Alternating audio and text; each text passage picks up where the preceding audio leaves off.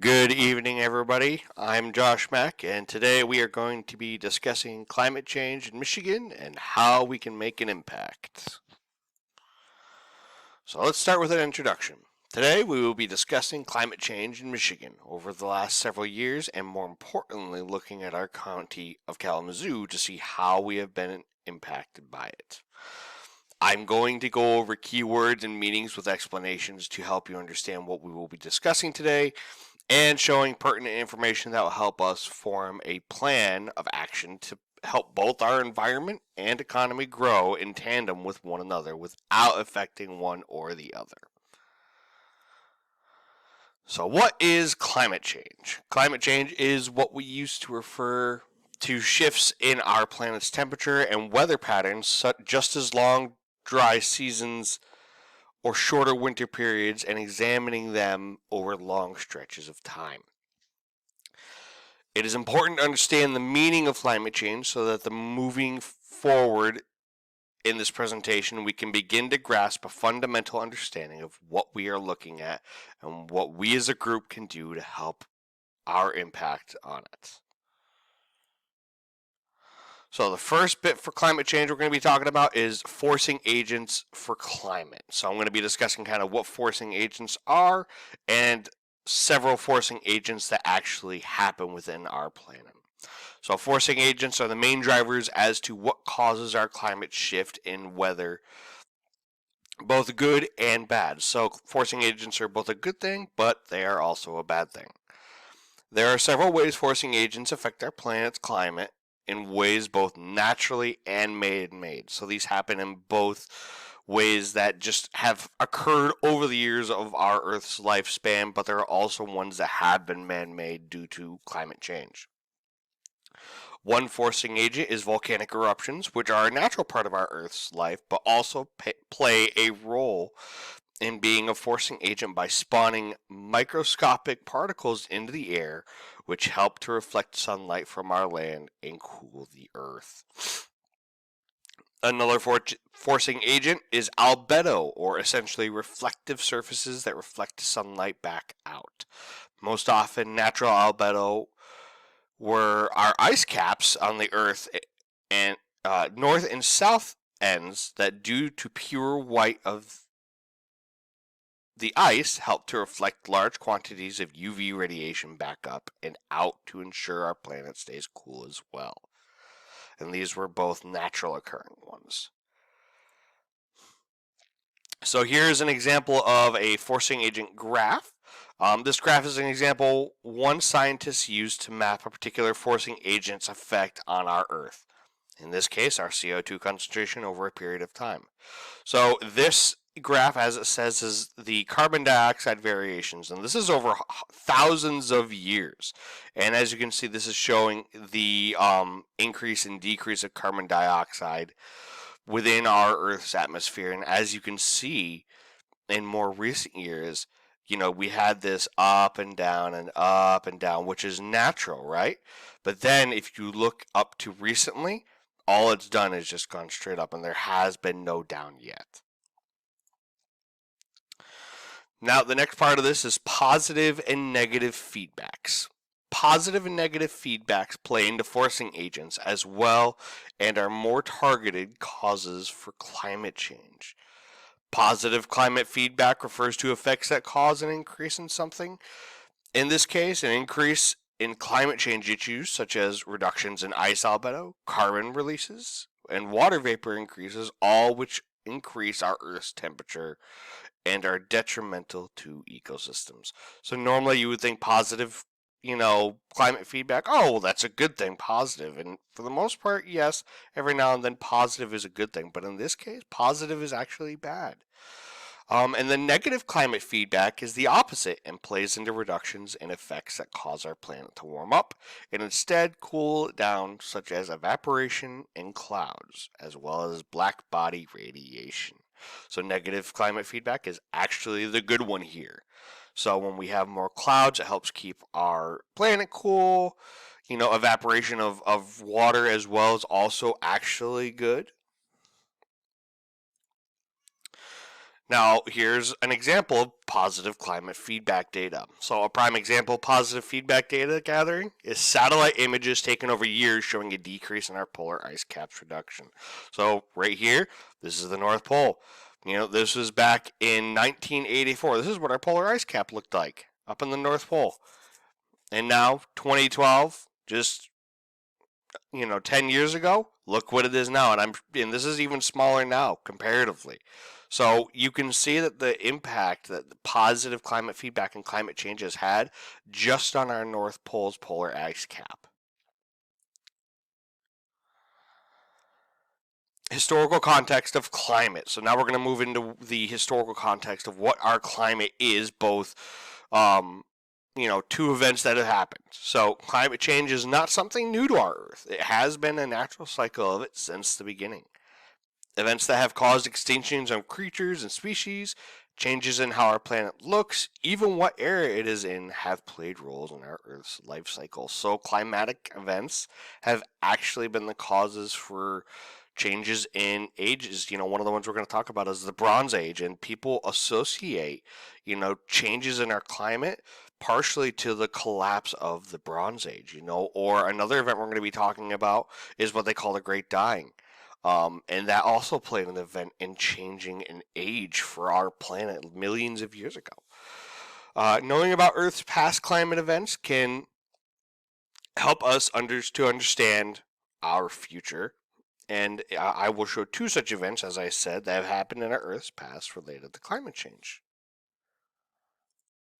So, the first one is the Permian Triassic Extinction Event, or as I called it, and as they call it, is the Great Dying.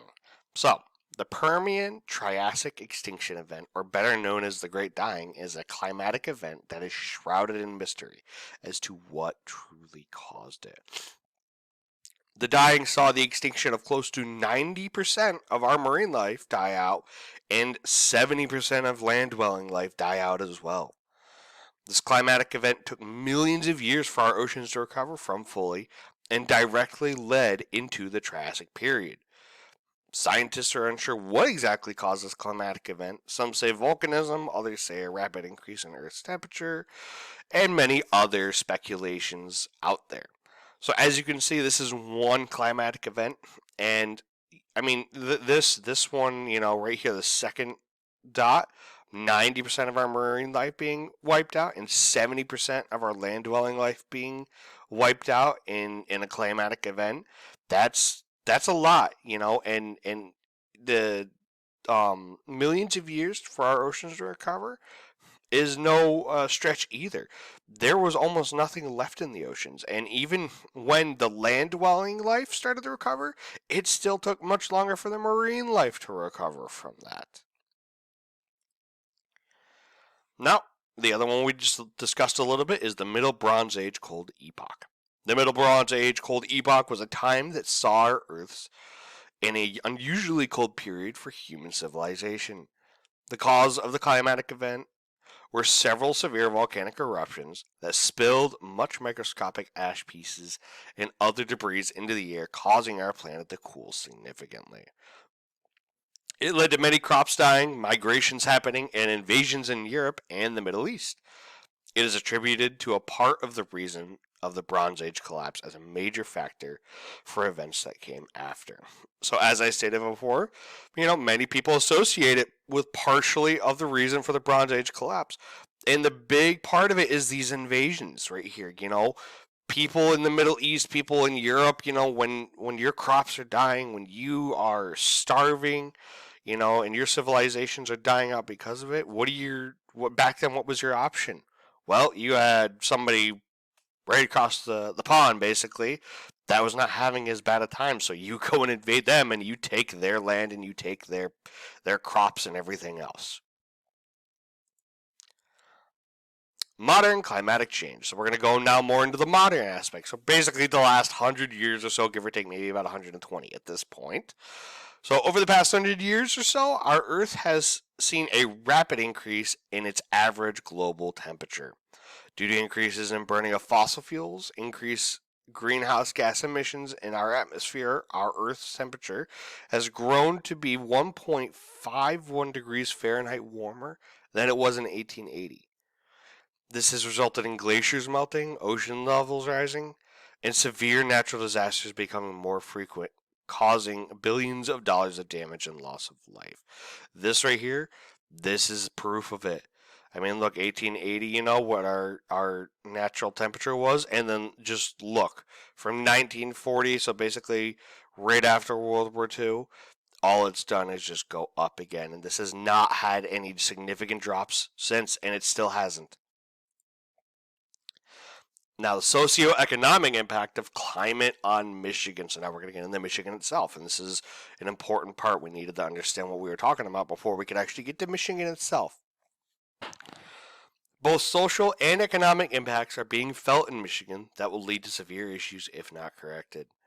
Rapid changes in seasons that are resulting in unforeseen and erratic events that could be tracked are now becoming harder for farmers to plan for and prevent crops from dying. Increases in water levels along rivers and other bodies of water, coupled with severe storms, are causing more flooding in rural areas than ever before. And this is, again, a prime example. These are, look at this. I mean, this is the number of events that have occurred, that are greater than 2 inches in Michigan, and again, we've had a couple downslopes, but then look at these past, from 2010 to 2014, look, it's larger than any of these. And this has gone up again since then. Now, the social impact on climate change. Increases in rainfall per year and severe thunderstorms is resulting in more flooding occurring in areas where there were never floods before, leading to riverbanks, beaches, picnic areas, all becoming flooded and unable to be used for events and recreational uses. Decreases in both tourists and attraction to areas in which they go to visit, in particular along the Great Lakes, are causing larger issues for the towns that rely on such people to move, which are causing people to move away from said areas further inland to more populated areas. We may start to see towns well known for their sites and locations next to the lakes disappear off our maps due to the lack of attraction they will be getting because of this. And now the economic impact on it. Due to increases in number of severe storms occurring in Michigan yearly, farmlands are being washed away or crops are drowning from oversaturation in their soils.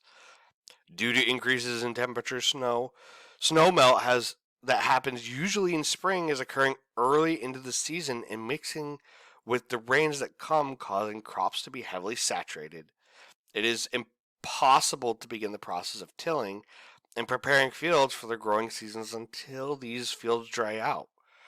Decreases in yields of crops directly is affecting not only farmers, but companies who rely on these lands for their product to be grown, and us, the consumers, who go to buy said foods from markets, leading to increases in prices statewide in food prices, putting a larger pinch on people's already small wallets. Now, what's the future outlook for Michigan? Well, if course corrections are not made to help reverse and mitigate the effects climate change has on our state and nation as a whole, we will see further increases in severe storms, earlier winter thaws, decreases in beaches, hotter summers, and increases in costs of living based on models. Limiting factors in current models is what they are predictions of what might come. They are calculated guesses on past data on what is expected to come our way. Our state's future lies in the hands of each of you to take the knowledge here today and use it to better our state and lives of the people who live in it. Now, on to the good news. Increases in solar power and wind power are currently being built and planned to reduce dependence on fossil fuels for electricity. Reforesting of areas affected by climate change in Michigan to help reduce carbon emissions are already underway to bring back our forests. Plans are being developed to help increase the survivability of crops in a time where weather is becoming more unpredictable. And recycling has begun to take a front row seat in reducing the amount of trash thrown into landfills and polluting our water and soil. So, in summary and conclusion, we have looked at important subjects that concern what scientists look at in global warming and climate changes. We have looked at several